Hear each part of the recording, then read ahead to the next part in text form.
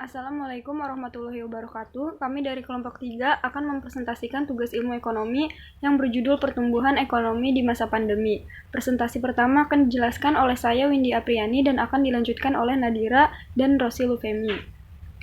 Virus Corona. Coronavirus adalah penyakit menular yang disebabkan oleh sindrom pernapasan akut coronavirus 2. Penyakit ini pertama kali ditemukan pada Desember 2019 di Wuhan, China, yang sejak itu menyebar secara global mengakibatkan pandemi COVID-19. COVID-19 di Indonesia. Indonesia mengkonfirmasi kasus pertama infeksi virus corona pada awal Maret 2020. Sejak itu, pemerintah melakukan berbagai upaya untuk meredam dampak dari pandemi di berbagai sektor, salah satunya di sektor ekonomi akibat pembatasan aktivitas masyarakat yang berpengaruh pada aktivitas bisnis. Berikut merupakan pertumbuhan produk domestik bruto pada tahun 2014 sampai tahun 2020. Pada tahun 2014, PDB ada di angka 5,01%. Pada tahun 2015, PDB mengalami penurunan menjadi 4,88%. Kemudian tahun 2016 sampai 2018 mengalami kenaikan menjadi 5,17%. Pada tahun 2019 mengalami penurunan menjadi 5,02% dan di tahun 2020 menurun drastis hingga 2,07%. Dibandingkan kuartal sebelumnya, PDB mengalami kontraksi 2,07% dan dibanding tahun sebelumnya, PDB mengalami kontraksi minus 2,19%. PDB harga berlaku 2020 sebesar 15.432,2 triliun dan PDB per kapita 2020 sebesar 56.938.723 triliun. Pertumbuhan PDB menurut lapangan usaha 2020 di sektor pertanian tumbuh 1,75%, di sektor pertambangan dan penggalian minus 1,95%, di sektor industri pengolahan minus 2,93%, di sektor industri konstruksi minus 3,26%, di sektor perdagangan minus 3,72% dan di sektor lainnya minus 1,92%. Presentasi akan dilanjutkan oleh Nadira. Pertumbuhan PDB P menurut pengeluaran 2020.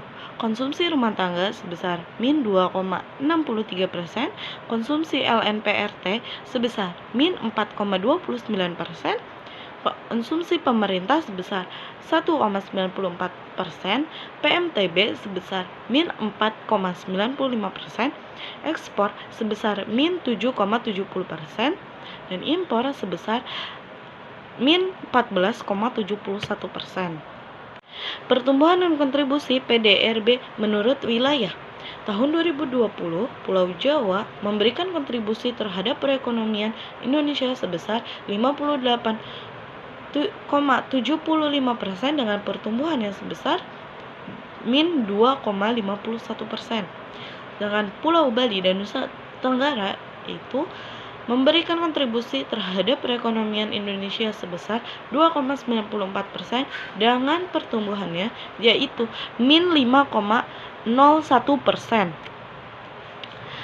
Pulau Sumatera memberikan kontribusi terhadap perekonomian Indonesia sebesar 21,36% dengan pertumbuhannya min 1,19%.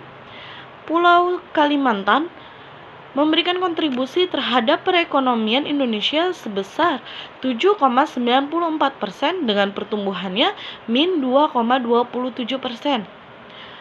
Pulau Sulawesi memberikan kontribusi terhadap perekonomian Indonesia sebesar 6,66% dengan pertumbuhannya 0,23%. Pulau Maluku dan Papua memberikan kontribusi terhadap perekonomian Indonesia sebesar 2,35% dengan pertumbuhannya 1,44%.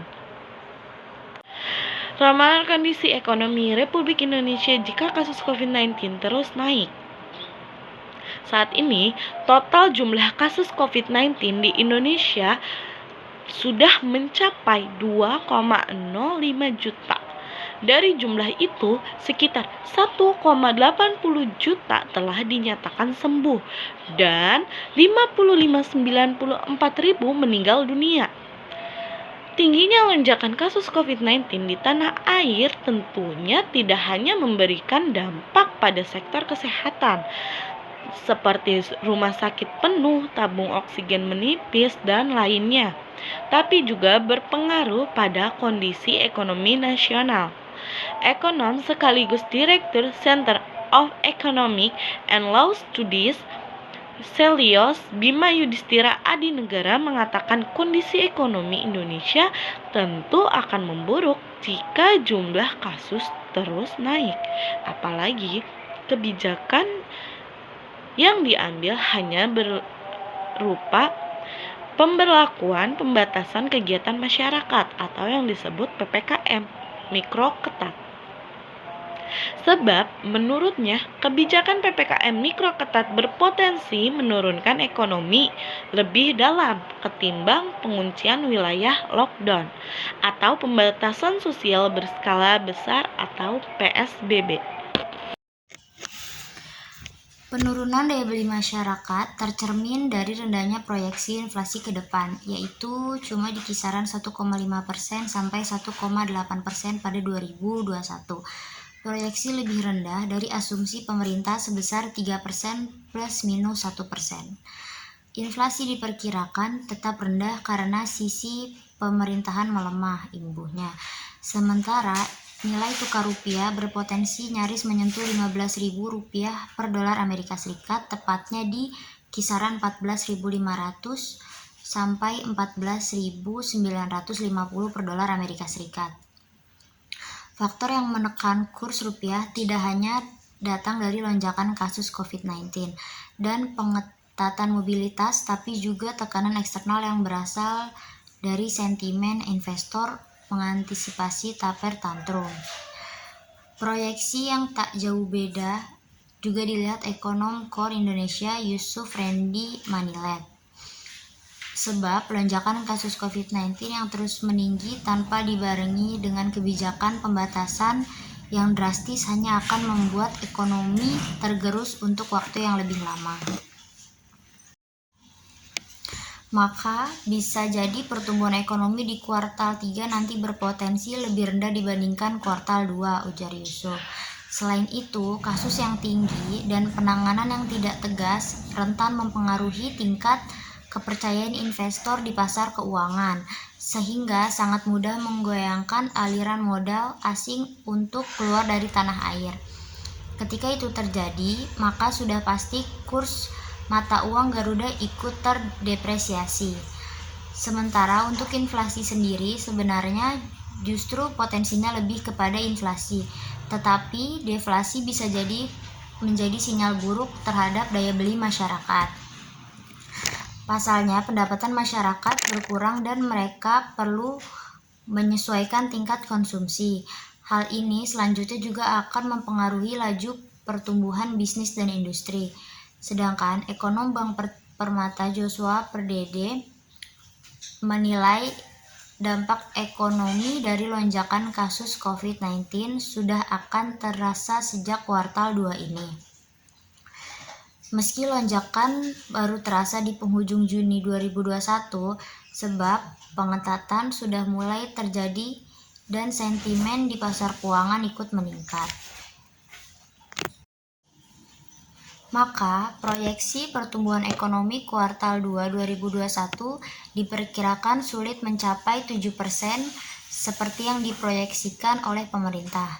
Pertumbuhan kuartal 2 2021 diperkirakan sebesar 6%, ucap Joshua. Sementara pertumbuhan ekonomi Indonesia secara tahunan sampai akhir 2021 diperkirakan berada di kisaran 4%. Pengaruh utama datang dari pembatasan kegiatan masyarakat yang naik turun. Bima memberi masukan agar pemerintah mulai mempertimbangkan kebijakan lockdown, sebab keputusan ini memang perlu mengeluarkan ongkos, tapi potensi ekonomi yang hilang jauh lebih kecil daripada PPKM mikro ketat. Menurut hitung-hitungannya, ongkos lockdown di Jakarta yang diperkirakan mencapai 550 miliar per hari maka dengan durasi 2 minggu membutuhkan biaya mencapai 7,7 triliun.